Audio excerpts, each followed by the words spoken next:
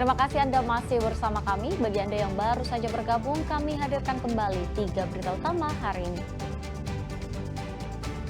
Melihat peluang kepulangan jemaah haji dari Tanah Suci, penyedia jasa penukaran uang di Asrama Haji Donohudan Boyolali laris manis.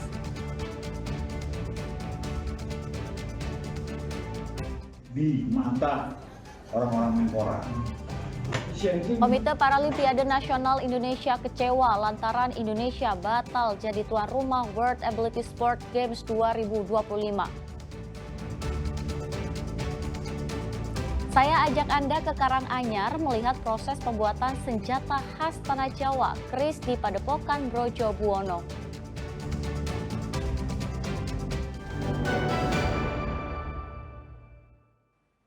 Ya, siapa yang tak kenal keris, senjata khas tanah Jawa yang sudah terkenal kesaktiannya. Keris ternyata tak bisa sembarangan dibuat, bahkan harus memperhatikan weton alias hari lahir pemesan dan wuku alias sistem perhitungan penanggalan Jawa.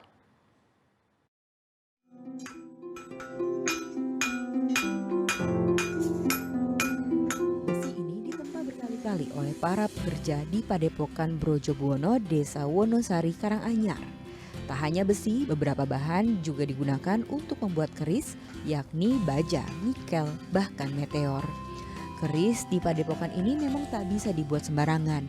Pembuatnya harus memperhatikan weton alias tanggal lahirnya, juga wukuh alias sistem perhitungan penanggalan Jawa. Tak heran jika proses pembuatan satu keris lengkap dengan warangka atau sarung keris bisa memakan waktu paling cepat 1 hingga 2 bulan. Kalau kendala ya kadang ya pemijaran, kadang ya ada yang terlewat, terus kekerasan bahan kayak gitu.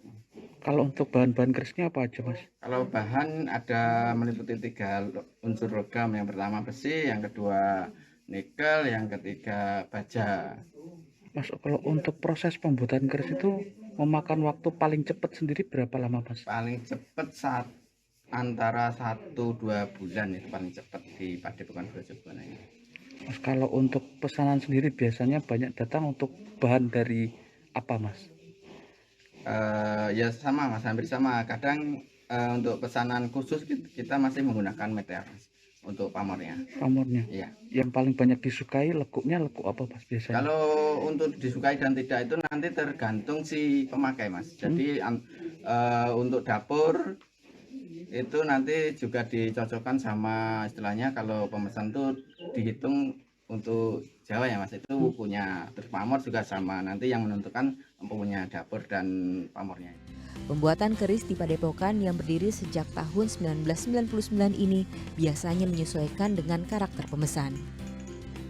Si pembeli itu nggak bisa request milih keris, misal saya mau keris pamor udan mas dapur Brojo, itu nggak bisa. Jadi dicocokkan dulu dengan yang tadi weton wuku itu, baru nanti keterkaitan dengan keris apa sama Empu Basuki diberi pilihan Pak, ada 2 opsi bentuk keris dapur apa aja. Jadi nanti si customer bisa milih nih, mau yang keris mana, si A atau B itu. Tapi secara filosofi makna itu menyerupai, mendekati dengan kepribadiannya yang mau pesan. Inti itu untuk pegangan pribadi, dan pasti kalau udah pegangan kan koleksi ya, yang paling inti untuk pegangan.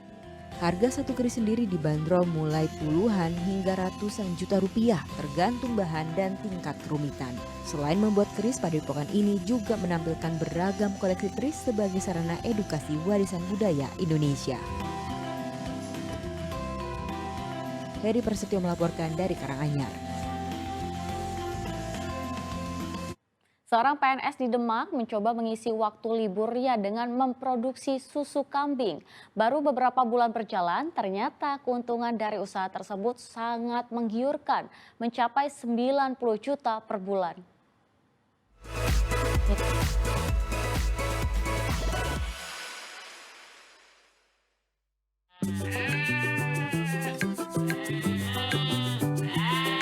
Susu kambing ini bukan obat, tapi sangat bagus untuk kesehatan.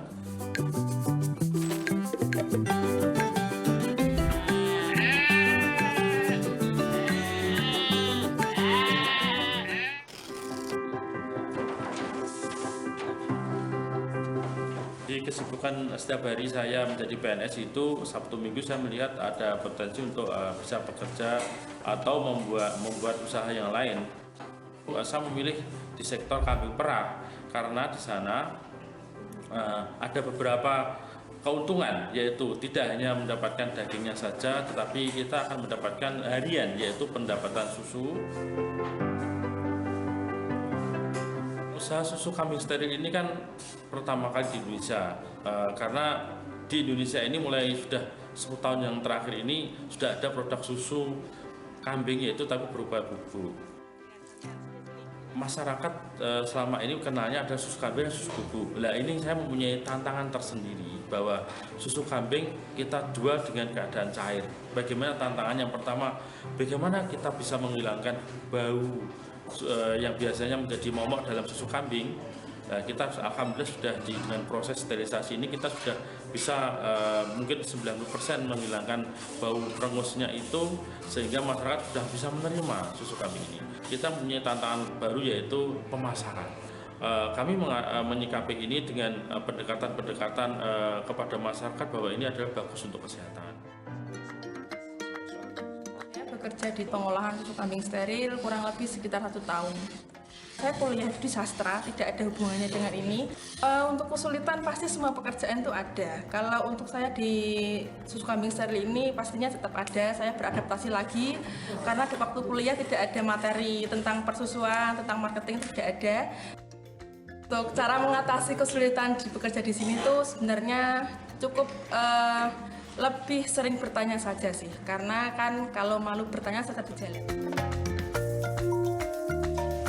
Pada waktu kambing ini lahiran, ada jantan dan ada betina. Kalau di kambing perah itu kita mengharapkannya lahiran ada betina. Kalau betina itu tidak kita jual karena ini untuk produksi sendiri. Banyak pedagang yang datang ke sini untuk membeli. Seperti mereka biasanya untuk bakalan, untuk kurban itu yang jantan. Banyak yang repeat order itu karena yang dia mungkin yang kena kanker atau mungkin yang mempunyai asam lambung, ada sendi, itu mereka selalu repeat order untuk dia merasa ada manfaatnya dari minum susu kambing. Sudah langganan Mas, biasanya 1 bulan saya beli 1 karton di sini, isinya 20. Harganya 15.000 Mas per kalengnya. Ya, buat tubuh bisa pengobatan yang sakit paru-paru gitu loh Mas. Baru berjalan kita launching sekitar 6 bulan atau 7 bulan ya kan, jadi ini baru, jadi kita baru omset sekitar ya antara 90 jutaan. Kami itu kepingin suatu saat peternakan Indonesia itu maju dan pengelolaan teknologinya juga maju seperti di negara-negara seperti New Zealand, Australia, Belanda dan lain-lain. Berawal dari keinginan untuk membantu sama yang tidak punya kesempatan, saya bertekad untuk menjadi orang yang memberi peluang itu. Intinya selalu berusaha dan berani berubah.